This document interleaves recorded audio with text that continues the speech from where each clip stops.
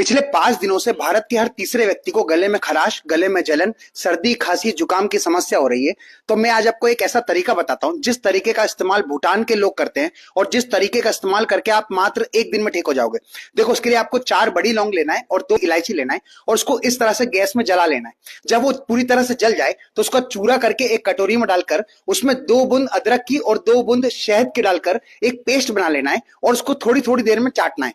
दिन में 2 बार ऐसा करना है। अगले दिन तक आप पूरे ठीक हो जाओगे और ये बात भारत के हर व्यक्ति तक शेयर कर देना।